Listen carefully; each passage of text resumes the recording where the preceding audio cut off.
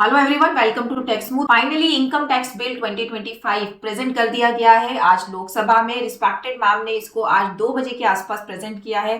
पिछले 3-4 दिनों से रोज इसको टाला जा रहा था, आजकल हो रहा था। फाइनली आज ये बिल प्रेजेंट हो गया है। अब ये बिल प्रेजेंट तो हो गया है, अब ये हमारा जाएगा पार्लियामेंट रिव्यूइंग कमेटी के पास। वहां से पास होने के बाद बिल को कन्वर्ट कर दिया जाएगा इनकम टैक्स एक्ट 2025 के अंदर।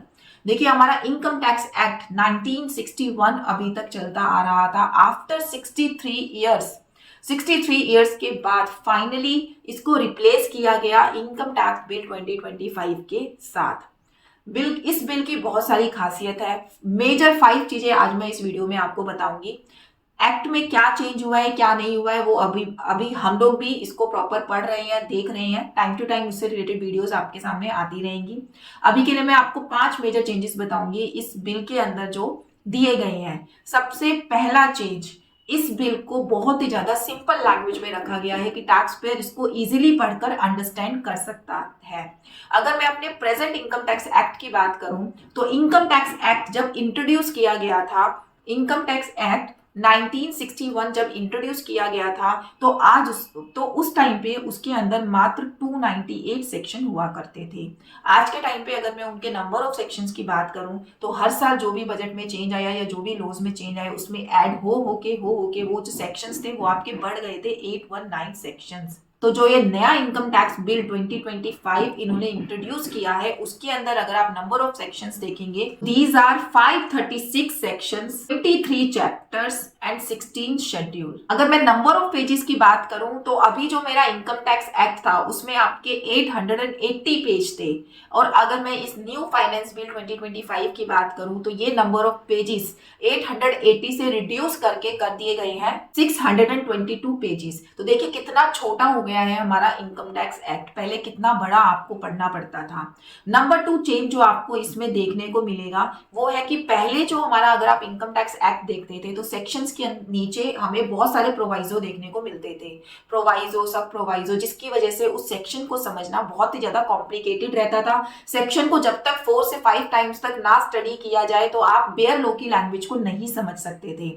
अब इस नए बिल के अंदर, नए इनकम टैक्स बिल के अंदर उन सारे प्रोवाइजोस को मेन सेक्शन के साथ ऐड कर दिया गया है, जिससे कि आपको सेक्शन को समझना बहुत ज्यादा इजी हो गया है। अब आप इजीली हर एक सेक्शन को समझ पाएंगे। नंबर 3 जो इसमें चेंजेस आपको देखने को मिलेंगे वो है कि बहुत बड़ी कंफ्यूजन टैक्स पेयर की इस बिल के अंदर दूर कर दी गई है। वो है आपका assessment year and financial year के बीच का डिफरेंस।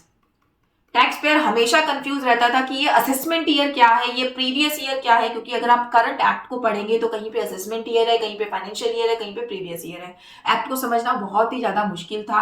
सेम एज जब हम अपनी इनकम टैक्स की रिटर्न को फाइल करते थे, आपको जो आईटीआर भी रिसीव होता था उस पर लिखा होता था हमेशा असेसमेंट ईयर, जिससे टैक्स पेयर को हमेशा कंफ्यूजन रहती थी कि मैंने रिटर्न तो फाइनेंशियल ईयर 2023-24 की कराई है, यहाँ लिखा हुआ है 2024-25, क्योंकि उसके लिए ये जो डिफरेंस था एवाई और फाइनेंशियल ईयर का समझना थोड़ा मुश्किल था। इस एक्ट के अंदर, इस नए बिल के अंदर उस कंफ्यूजन को ऑल टुगेदर दूर कर दिया गया है, क्योंकि अब एक ही वर्ड यूज होने वाला है, वो है आपका टैक्स ईयर।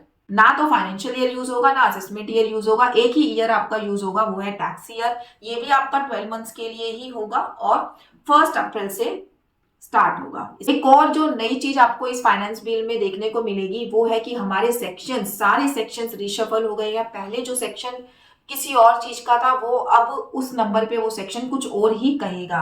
तो प्रोफेशनल्स को और स्टूडेंट्स को बहुत ज्यादा दिक्कत आने वाली है, क्योंकि हमारा एक्ट 63 इयर्स पुराना था। तो हर एक प्रोफेशनल्स के या स्टूडेंट जो पढ़ रहे हैं उनको जो पुराने सेक्शंस थे वो याद थे। अब उनको ऑल टुगेदर अपनी नॉलेज को फिर से अपग्रेड करना पड़ेगा इन लर्निंग फॉर्म। एक्ट में जो कहा गया है वो सेम कहा गया है जो आपके पुराने एक्ट में था, कोई उसमें ज्यादा चेंजेस नहीं किए गए हैं।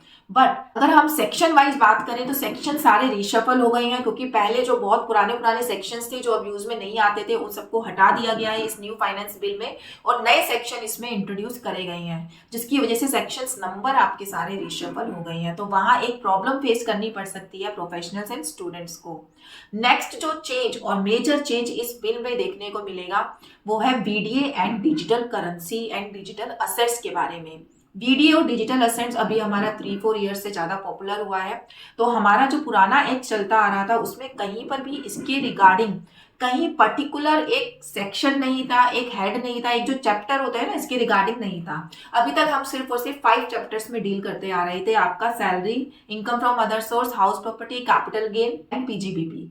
अब देखा यह गया है कि एक नया chapter BDA and digital assets आपको यहाँ पे देखने को मिलेगा। एक नया एक जो इंट्रोड्यूस किया है इन्होंने, एक नया चैप्टर, एक जो नया कंसेप्ट है वो है आपका वीडियो डिजिटल असेट्स से रिलेटेड। एक और बात जो इस बिल के अंदर मेन फोकस की गई है वो है पेनल्टीज से रिलेटेड।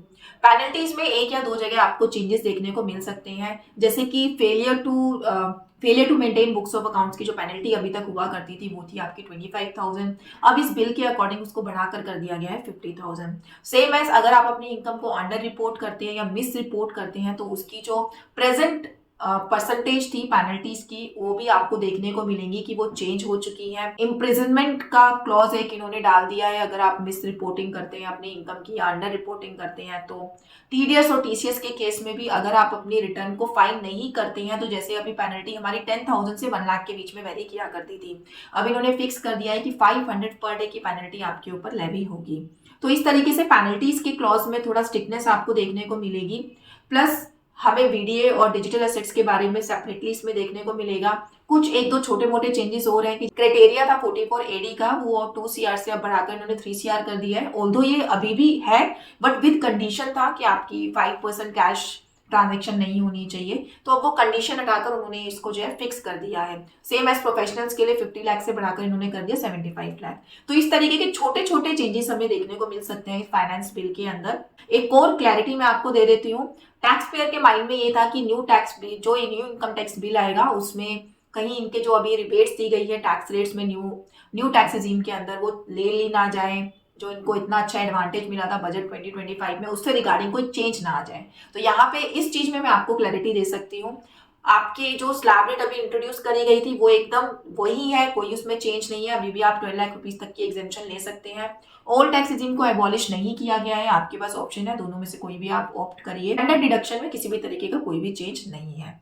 तो जस्ट इसका रेप्लिका ही है income tax bill with the simpler language and reduction in pages. Bill आपका इंट्रोड्यूस कब किया जाएगा ये बात तो रह ही गई। ये बिल आपका एप्लीकेबल होने वाला है 1 अप्रैल 2026 से। 1 अप्रैल 2026 से आप एक नया इनकम टैक्स एक्ट 2025 देखने को मिलेगा आप सभी को। अभी के लिए इतना ही, हम लोग भी स्टडी कर रहे हैं इस न्यू इनकम टैक्स बिल को, धीरे धीरे आपके सामने डिटेल वीडियोस लाते रहेंगे। Thank you so much for watching this video, thanks a lot.